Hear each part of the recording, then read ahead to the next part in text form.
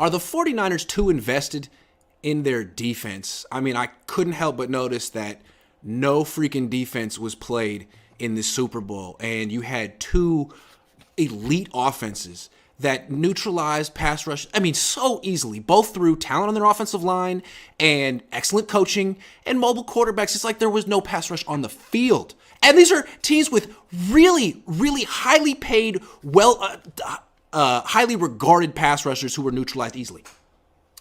I mean, this is an awesome question because the 49ers have really believed philosophically that it all starts with your defense.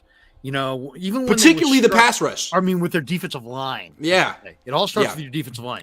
When John Lynch had a chance to improve the secondary, he said, look at that Raider game from a few years ago. When we got pass rush, our DBs sure look better. So they're a real believer. If you make the quarterback move up front, you can get by on the back end with lesser players. But here's the question. Can you? I mean, Mahomes in the second half of this game, I looked this up. I read this today. The average, the ball got out in the first half at 2.93 seconds on average, which is still faster than the 3.47 or 3.74 that Purdy held it against the Eagles when he got knocked out. But in the second half, the ball came out on average from Mahomes' hand 2.46. If a quarterback, and it's not just that. I mean, he's got rolling left, rolling right, half roll right. I mean, you never really know where he's going to set up and throw. But I mean, look at the greatest quarterbacks in the last 15 years or whatever. Tom Brady gets the ball out fast. Aaron Rodgers got the ball out fast. Drew Brees gets the ball out fast. Now you got Mahomes getting it out in 2.5 These are the guys in the Super Bowl. Peyton Manning. Exactly. Yeah. I mean, I love a D-line as well. And I believe in it as much as anybody. But it can be pretty neutralized. We just saw a 70-sack Eagle team. There's only two teams in the history of football, the Vikings with Millard and Dolman and Henry Thomas, and the 85 Bears, who have ever had more sacks than the Eagles had this year. And they got zero against Mahomes. And so I don't know. I mean, to me, I think what the real answer is you need impact players on defense with speed on all three levels of your defense, and there are no shortcuts. That's all I can take away from it. You're not going to be able to just say, we'll throw anybody in the secondary. No, you won't.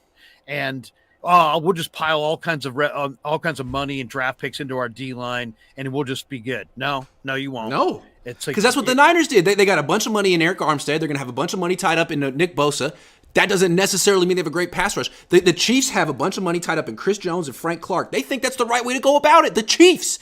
And those guys were nowhere in this game, made no impact. So they got to ask this question too.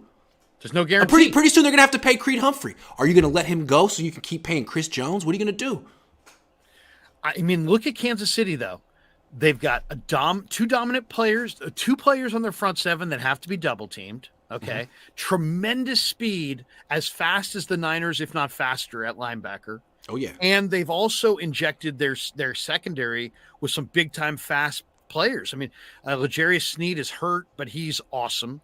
Thornhill is fast. I mean, all their young corners, Joshua Williams, McDuffie, those guys all run well.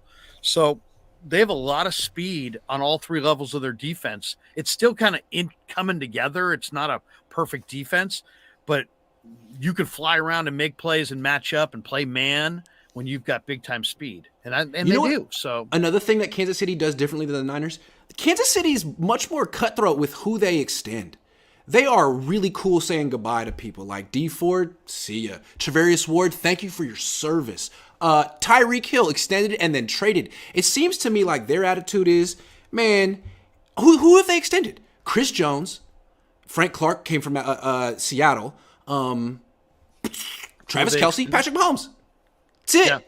If you are not one of those like crucial foundational players, we're not going to pay you.